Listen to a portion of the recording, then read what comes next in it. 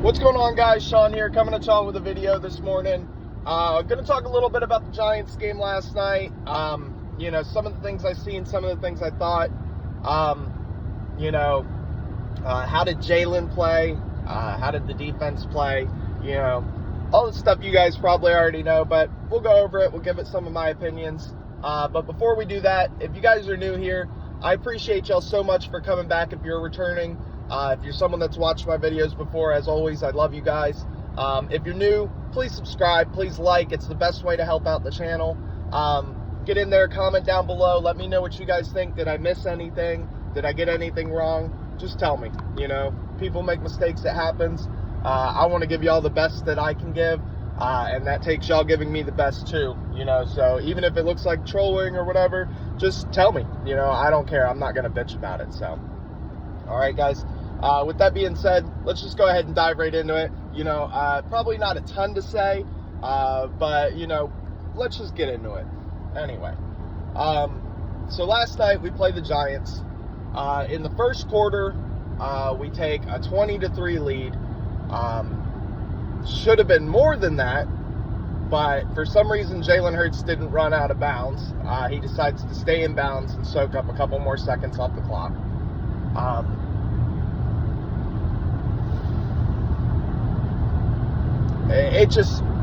So I don't want to be that guy. I don't want to be that guy. I love Jalen Hurts, man. I have been watching Jalen Hurts since he was at Alabama, all his years at Alabama, his year at Oklahoma.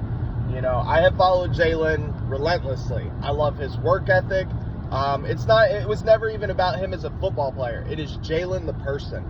He is one of the best people on the planet when it comes to how you should handle your business. Don't get too hot, don't get too cold. He's so even keel about everything, and since he's been with the Eagles, he has brought a level of calmness to us, that we really needed, that we could have really used a long time ago. But these past 4 games, one passing touchdown. I don't even remember how many rushing touchdowns. He's got like 1 per game at least, but 1 passing touchdown over 4 games. A.J. Brown has felt like he's been non-existent. We gave him 11 targets last night, all right? 11.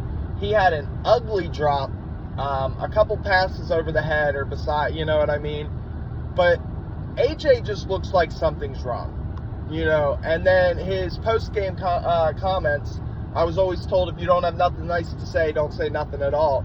It really makes you wonder, is AJ and Jalen a problem? Is AJ a problem? Is Jalen a problem?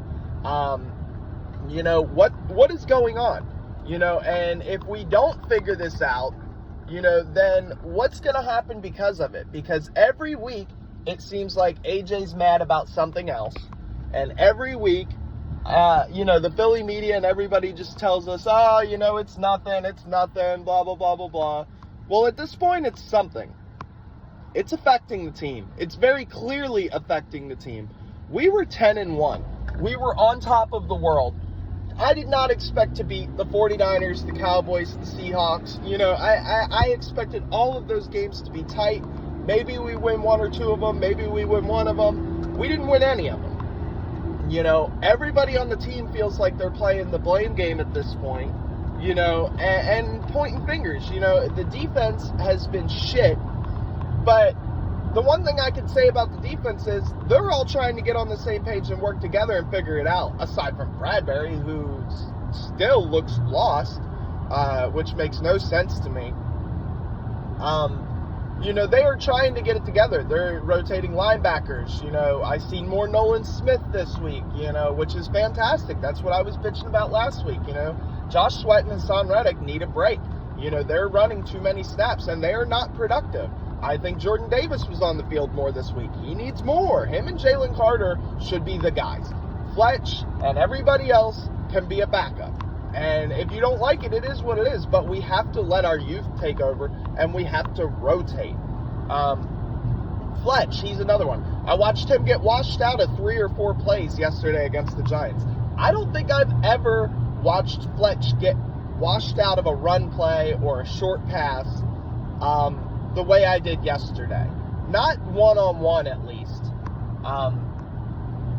So it's just, we had 70 sacks last year.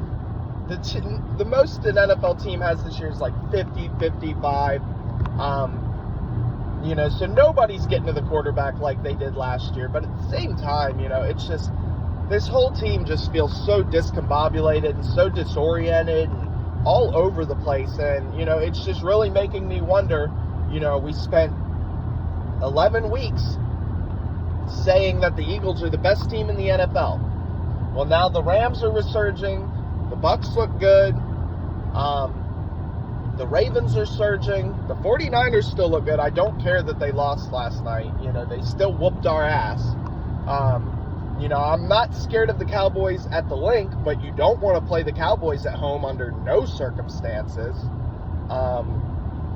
It just, we're not it right now. Everyone's talking about the Chiefs are falling off. Well, we're doing the same thing, and it's absolutely ridiculous. Now, there have been calls that make me scratch my head and make my blood boil, and there have been some things that the refs have done and some things other teams have gotten away with. And, I know that's a legitimate concern for a lot of people. You got a lot of people talking about it. But there's no excuses. There's no excuses. It's just hard to figure out who to blame, and it's hard to figure out who to pin anything on, because it all goes back to coaching. Nick Sirianni has to be responsible for keeping everything under control. He just has to, and he keeps saying the same things this year, and you don't blame him because they've won 11 games, and as a head coach, you went to the Super Bowl last year, you won 11 games this year. You're looking at a number 1, number 2 seed, and so I don't want to bitch about Nick, because Nick is doing exactly what Nick should do. But you also, as a coach, have to understand that what is happening is not sustainable. We can't do this for next year, the rest of this year and leading into next year. Because, say there is something wrong with AJ. AJ wants to walk. Okay? You still got Devontae. Who else do you got? No one. All right? Say Fletch retires this year. BG retires this year. Hassan and Josh Sweat are good players, great players. Jalen Carter's a great player. Jordan Davis still hasn't shown us that he can completely take that role. He hasn't been given the opportunity, and I wish he could get that opportunity, because I think he can show us now after what I've seen from him this year, especially in that Bills game. But outside of Nolan Smith, where's our depth? And are we going to use them? Linebacker is an abomination. I don't want to re-sign anybody at linebacker. I might bring Zach Cunningham back for a 1-year deal, but now that he's been injured, he's been disappearing. And it makes you wonder, is he even going to come back the same, once his injury's all over and, once he's dealt with that. Safety, we got Reed Blankenship. Kevin Byard's been all right, but, I wouldn't pay big money for Kevin Byard next year. If he's willing to take a small deal or something, that's fine. Bradbury's got to go. Keely Ringo has shown that he's serviceable, but we got to see that over an entire season, because you know how this goes with corners in Philadelphia. Josh Jobe is pretty much unplayable. Eli Ricks is 50-50, depending on, where he's at on the field. I know he played better outside than in the slot, but, it's just, there's too many holes. And this was a draft this past year where you didn't really have to add anything. You just had to patch up some holes. And looking back on it, we should have drafted Jalen Carter and then an off-ball linebacker. I love Nolan Smith. I still think Nolan Smith grows into a good player at some point, but we needed an off-ball linebacker. We needed... we needed another safety besides Sidney Brown. Maybe someone who could play the deep post, We needed more corners before the 4th round. That would have been a great first round pick. Go get Christian Gonzalez. I'm pretty sure he went to the Patriots, and he's been solid this year. He would have been great beside Slay. Oh, and notice how I haven't been talking shit about Slay. Dude's the only one on the defense that's been consistent this year. He had one bad game. Every other game, he has been consistent. I don't like him doing the, well, it wasn't me. It wasn't me. It wasn't me. It wasn't me. But you go back and you look, and Slay has not been our problem. You know, he is not the problem with this defense.